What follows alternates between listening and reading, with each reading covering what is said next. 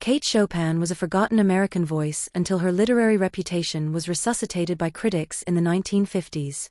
Today her novel The Awakening, 1899, the story of a sensual, determined woman who insists on her independence, is widely read and highly honored, a feminist work which was decidedly ahead of its time.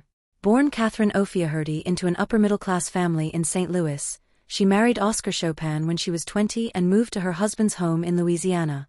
In the 10 years that she resided in Louisiana, she was aware of and receptive to Creole, Cajun, Black, and Indian cultures, and when she later came to write fiction, she would incorporate people from these cultures in her work, especially her short stories.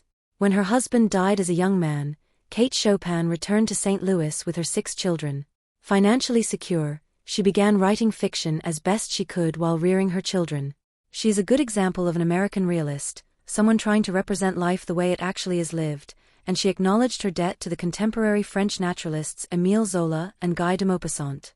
Does the psychological ambivalence dramatized in The Story of an Hour ring true or uncomfortably real when we consider honestly our own feelings? The Story of an Hour, 1894. Knowing that Mrs. Mallard was afflicted with a heart trouble, great care was taken to break to her as gently as possible the news of her husband's death.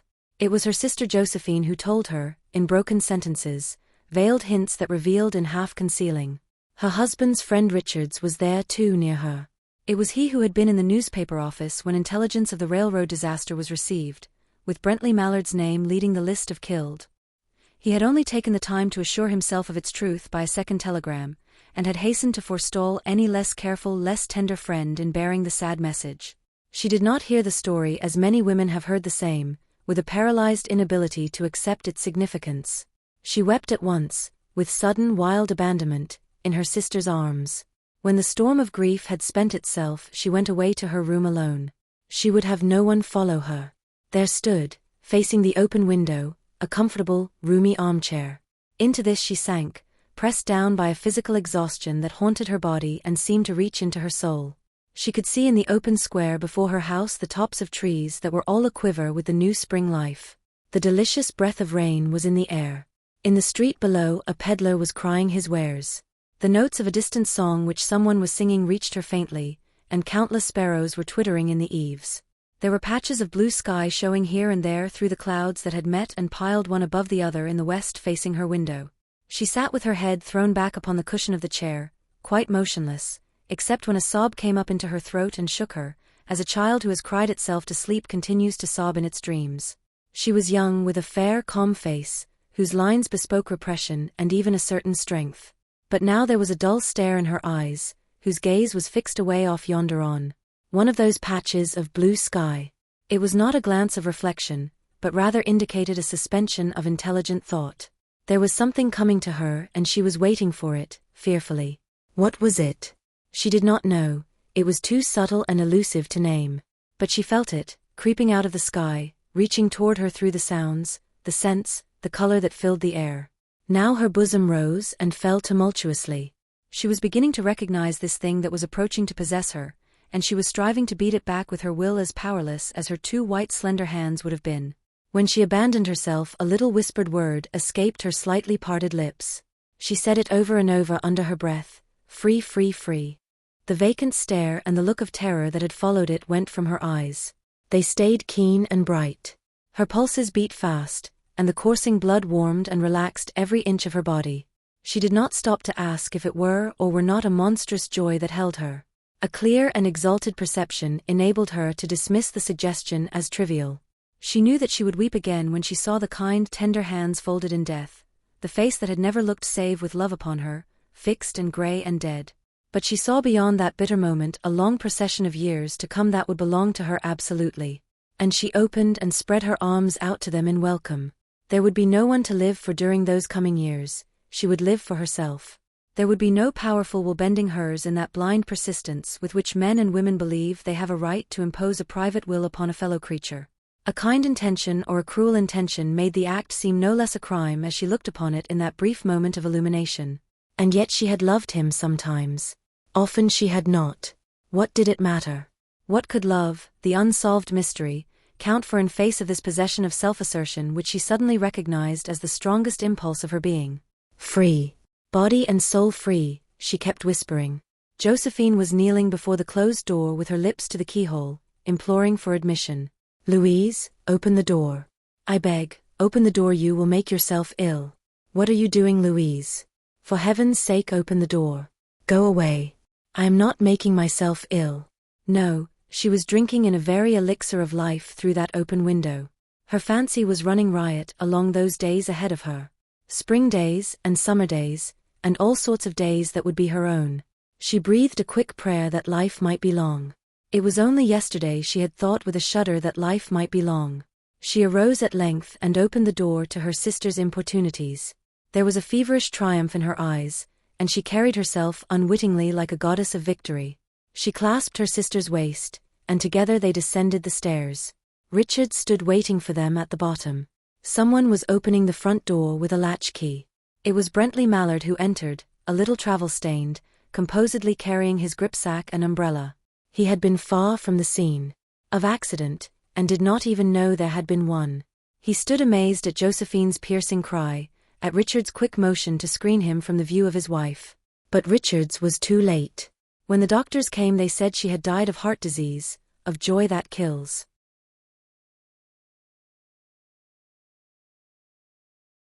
A pair of silk stockings. Kate Chopin. Bibliographic notes. First published in the early 1890s, and collected in Bayou Folk in 1894. Little Mrs. Summers one day found herself the unexpected possessor of $15. It seemed to her a very large amount of money, and the way in which it stuffed and bulged her worn old portemonnaie gave her a feeling of importance such as she had not enjoyed for years. The question of investment was one that occupied her greatly. For a day or two she walked about apparently in a dreamy state, but really absorbed in speculation and calculation. She did not wish to act hastily, to do anything she might afterward regret. But it was during the still hours of the night when she lay awake revolving plans in her mind that she seemed to see her way clearly toward a proper and judicious use of the money. $1 or $2 should be added to the price usually paid for Janie's shoes, which would ensure their lasting an appreciable time longer than they usually did. She would buy so and so many yards of percale for new shirt-waists for the boys and Janie and Mag. She had intended to make the old ones do by skillful patching. Mag should have another gown. She had seen some beautiful patterns, veritable bargains in the shop windows. And still there would be left enough for new stockings, 2 pairs apiece, and what darning that would save for a while. She would get caps for the boys and sailor hats for the girls. The vision of her little brood looking fresh and dainty and new for once in their lives excited her and made her restless and wakeful with anticipation. The neighbors sometimes talked of certain better days that little Mrs. Summers had known before she had ever thought of being Mrs. Summers. She herself indulged in no such morbid retrospection. She had no time, no second of time to devote to the past. The needs of the present absorbed her every faculty. A vision of the future like some dim, gaunt monster sometimes appalled her, but luckily tomorrow never comes. Mrs. Summers was one who knew the value of bargains, who could stand for hours making her way inch by inch toward the desired object that was selling below cost. She could elbow her way if need be. She had learned to clutch a piece of goods and hold it and stick to it with persistence and determination till her turn came to be served, no matter when it came. But that day she was a little faint and tired. She had swallowed a light luncheon, when she came to think of it, between getting the children fed and the place righted, and preparing herself for the shopping bout, she had actually forgotten to eat any luncheon at all. She sat herself upon a revolving stool before a counter that was comparatively deserted, trying to gather strength and courage to charge through an eager multitude that was besieging breastworks of shirting and figured lawn. An all-gone limp feeling had come over her, and she rested her hand aimlessly upon the counter. She wore no gloves. By degrees she grew aware that her hand had encountered something very soothing, very pleasant to touch. She looked down to see that her hand lay upon a pile of silk stockings. A placard nearby announced that they had been reduced in price from $2.50 to $1.98, and a young girl who stood behind the counter asked her if she wished to examine their line of silk hosiery.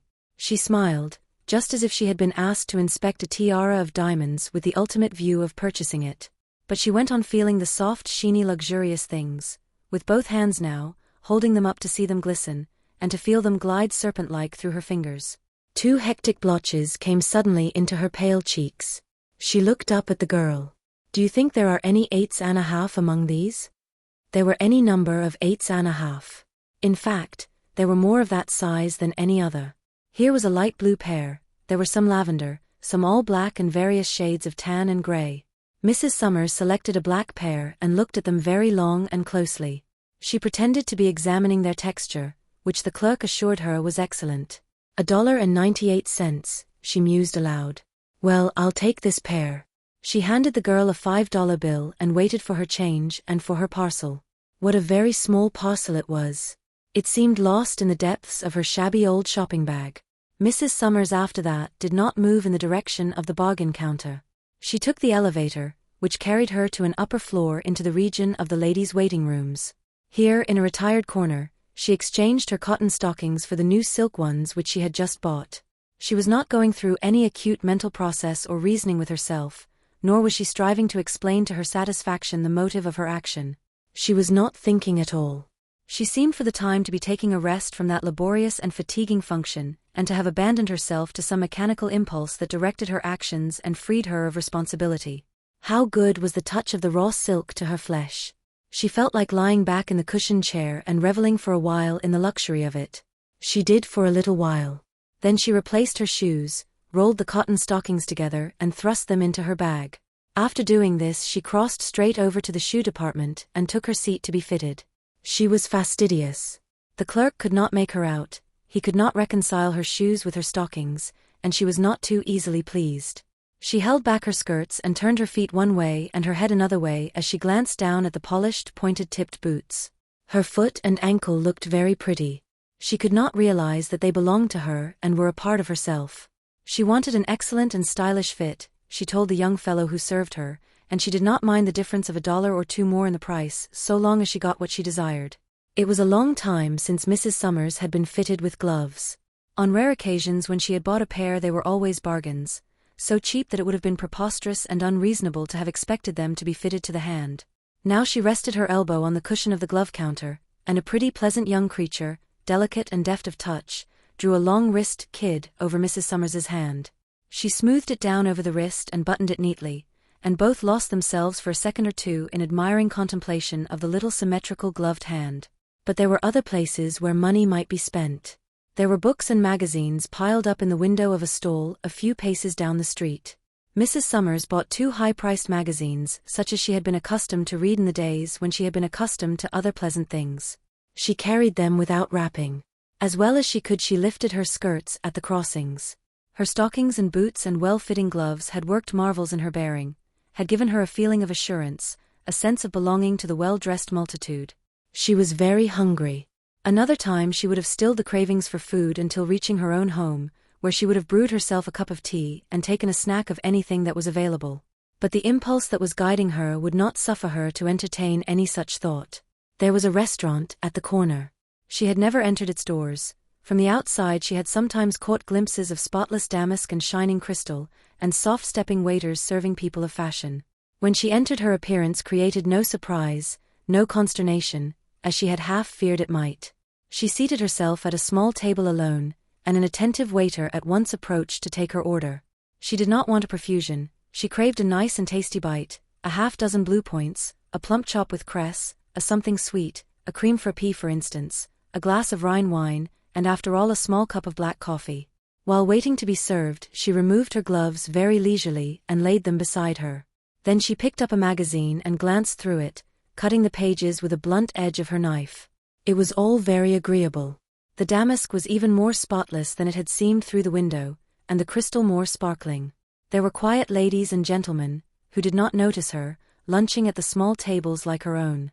A soft, pleasing strain of music could be heard, and a gentle breeze was blowing through the window. She tasted a bite, and she read a word or two, and she sipped the amber wine and wiggled her toes in the silk stockings. The price of it made no difference. She counted the money out to the waiter and left an extra coin on his tray, whereupon he bowed before her as before a princess of royal blood. There was still money in her purse, and her next temptation presented itself in the shape of a matinee poster. It was a little later when she entered the theater. The play had begun and the house seemed to her to be packed. But there were vacant seats here and there, and into one of them she was ushered, between brilliantly dressed women who had gone there to kill time and eat candy and display their gaudy attire. There were many others who were there solely for the play and acting. It is safe to say there was no one present who bore quite the attitude which Mrs. Summers did to her surroundings. She gathered in the whole stage and players and people in one wide impression, and absorbed it and enjoyed it. She laughed at the comedy and wept. She and the gaudy woman next to her wept over the tragedy. And they talked a little together over it. And the gaudy woman wiped her eyes and sniffled on a tiny square of filmy, perfumed lace and passed little Mrs. Summers her box of candy. The play was over, the music ceased, the crowd filed out. It was like a dream ended. People scattered in all directions. Mrs. Summers went to the corner and waited for the cable car. A man with keen eyes, who sat opposite to her, seemed to like the study of her small pale face. It puzzled him to decipher what he saw there. In truth, he saw nothing, unless he were wizard. Enough to detect a poignant wish, a powerful longing that the cable car would never stop anywhere, but go on and on with her forever. Emancipation, a life fable. Kate Chopin. There was once an animal born into this world, and opening his eyes upon life, he saw above and about him confining walls, and before him were bars of iron through which came air and light from without. This animal was born in a cage. Here he grew, and throve in strength and beauty under care of an invisible protecting hand. Hungering, food was ever at hand. When he thirsted, water was brought, and when he felt the need of rest, there was provided a bed of straw upon which to lie, and here he found it good, licking his handsome flanks, to bask in the sunbeam that he thought existed but to lighten his home. Awaking one day from his slothful rest, lo! The door of his cage stood open, accident had opened it. In the corner he crouched, wondering and fearingly. Then slowly did he approach the door, dreading the unaccustomed, and would have closed it, but for such a task his limbs were purposeless. So out the opening he thrust his head, to see the canopy of the sky grow broader, and the world waxing wider. Back to his corner, but not to rest, for the spell of the unknown was over him, and again he goes to the open door, seeing each time more light. Then one time standing in the flood of it, a deep indrawn breath, a bracing of strong limbs, and with a bound he was gone. On he rushes in his mad flight, heedless that he is wounding and tearing his sleek sides, seeing, smelling, touching of all things, even stopping to put his lips to the noxious pool, thinking it may be sweet. Hungering, there is no food but such as he must seek and oft times fight for, and his limbs are weighted before he reaches the water that is good to his thirsting throat. So does he live, seeking, finding, joying and suffering. The door which had opened is open still, but the cage remains forever empty.